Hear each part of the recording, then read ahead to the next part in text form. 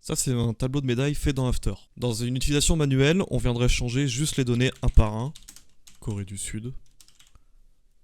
Et changer également la position, les médailles et le total. Et en gros, il faudrait tout changer et tout venir saisir manuellement.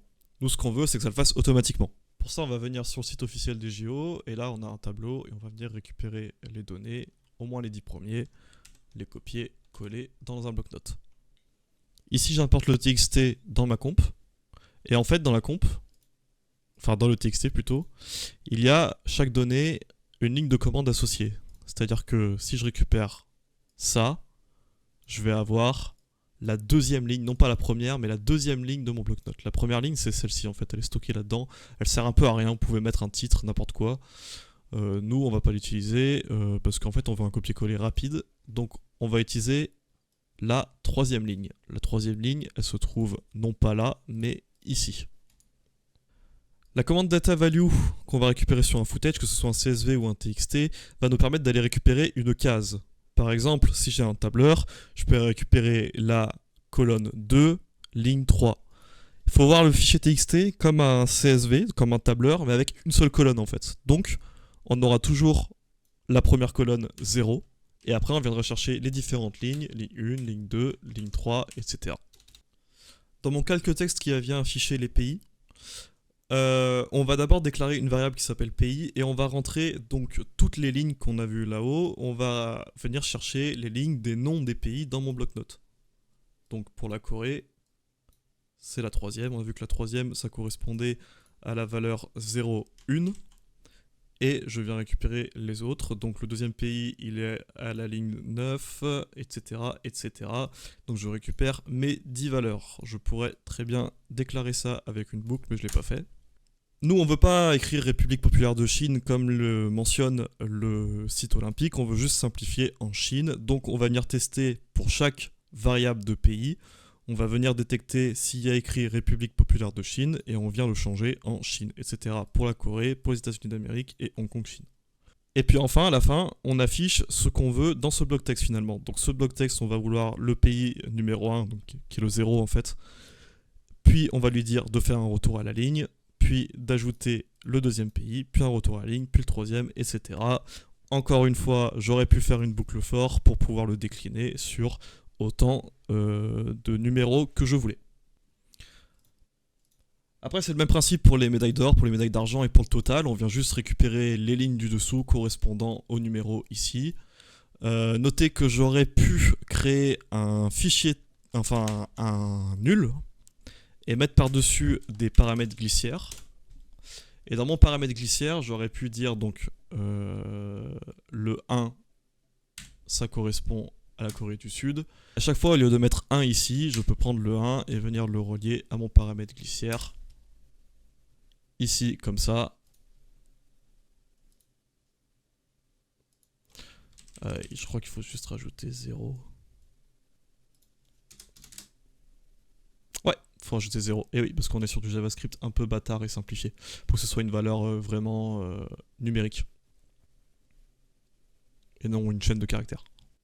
Et donc en faisant ça, j'aurais pu aller du coup tout simplement dans l'or et rajouter ma valeur qui est donc ici. Et rajouter +1 et faire tout pour les autres.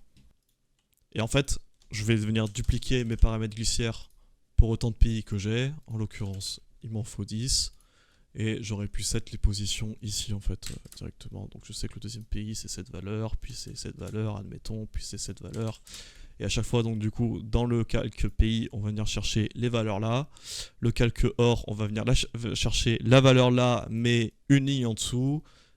Pour l'argent 2 lignes en dessous, le bronze 3 lignes en dessous et le total 4 lignes en dessous, au-dessus pardon. Et donc pour la position pardon c'est 2 lignes en dessous. Ceci étant fait, on est tout bon au niveau des textes, ça nous prend même les bons rangs, c'est en cas d'égalité, pour le coup là j'en ai pas.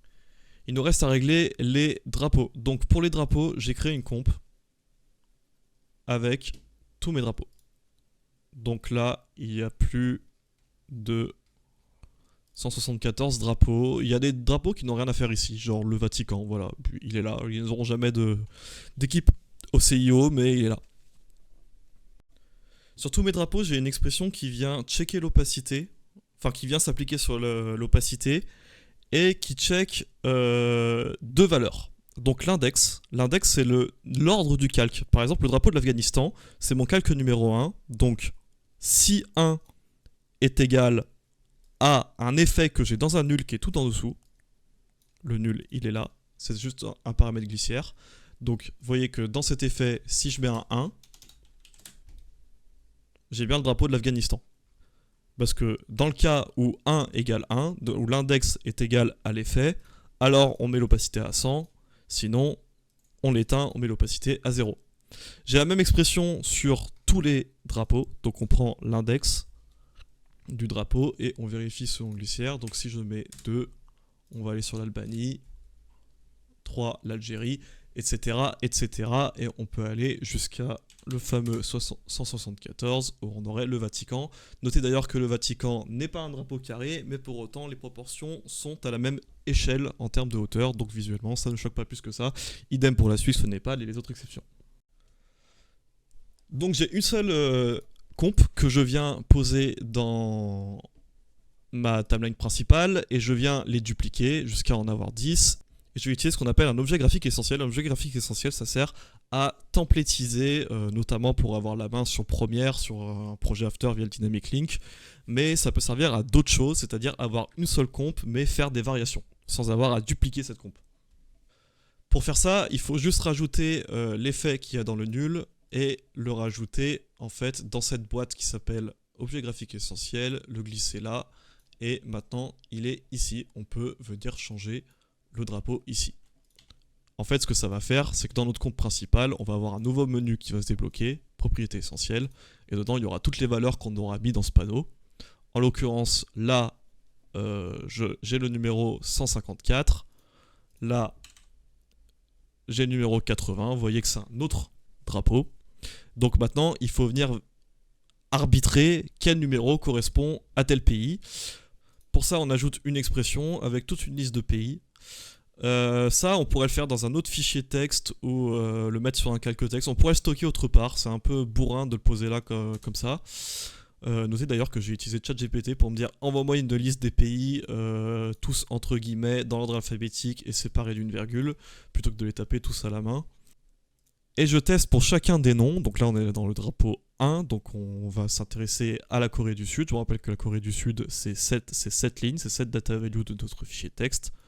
Et normalement, ça, en fait, ça affiche la chaîne de caractères Corée du Sud. Enfin, pas vraiment Corée du Sud, République de Corée, mais qu'on a modifié, souvenez-vous. Et donc, on la teste jusqu'à ce qu'il trouve ici dans le tableau un truc qui s'appelle République de Corée, comme dans notre TXT. Et quand c'est égal, on stoppe le compte. Le compte s'est arrêté à 154, donc l'index de le drapeau de la Corée du Sud, c'est le numéro 154, donc on bloque à 154. Dans les autres comptes drapeaux, c'est pareil, sauf qu'on a mis les valeurs des deuxièmes pays, puis du troisième pays, etc., etc. Et voilà, on a notre compte de 10. Également, pour les curieux, on a laissé la possibilité de faire un tableau en deux fois, c'est-à-dire une première partie de tableau avec un top 5, une deuxième partie de tableau avec un top 5. Et donc quand on a envie d'update, tout simplement, on revient faire notre copier-coller, le poser ici, veiller absolument à ce que la première ligne ne soit surtout pas vide, donc pas foirer le copier-coller. C'est le seul truc qu'on peut foirer, mais à la fois c'est le seul truc qu'il y a réellement à faire. Une fois que c'est CTRL-S, on revient sur After, il met un petit message d'erreur parce qu'il comprend plus, mais il va réfléchir derrière. Et voilà, il a update et on n'a plus qu'à exporter un PNG.